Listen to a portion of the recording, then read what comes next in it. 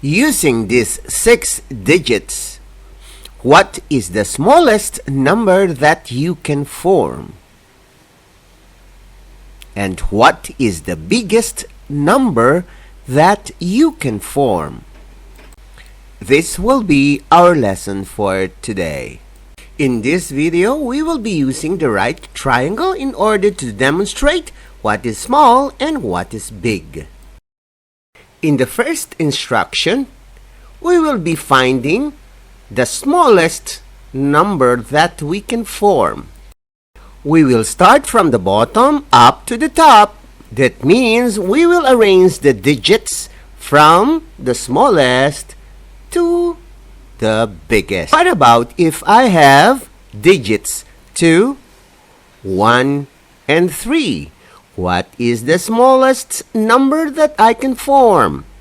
What is the smallest digit? Yes, that is 1. Digit 1 must be placed at the bottom. Our next digit that we are going to arrange is the second smallest digit. Ano ang second smallest digit? Yes, 2. We are now going to transfer to the magic triangle.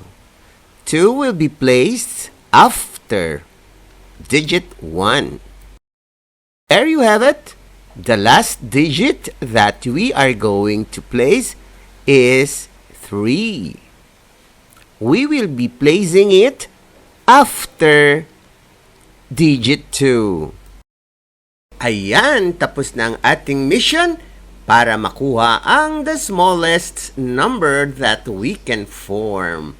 It is 123. Again, the smallest number that we can form is 123. Our second mission is to find the largest number that we can form. Using this magic triangle, we will be arranging the digits into its biggest form. Dahil hinahanap natin ang biggest, uunahin natin ang pinakamalaking digit mula sa taas pababa.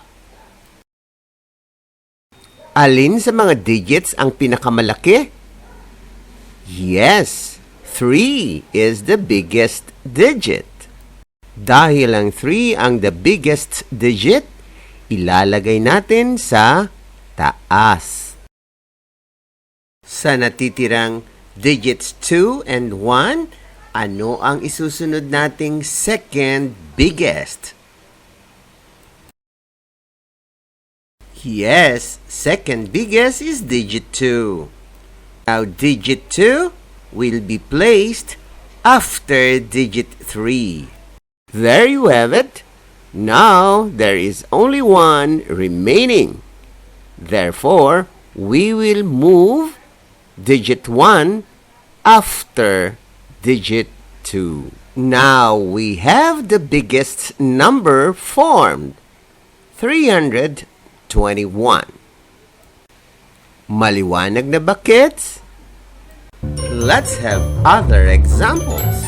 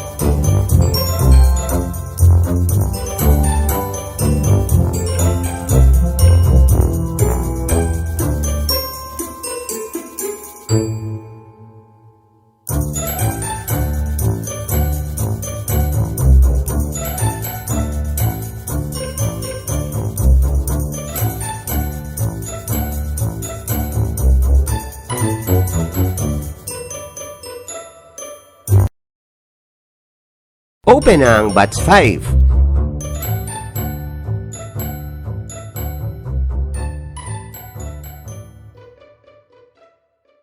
Isang libreng serbisyo mula sa I Volunteer for Filipino Children.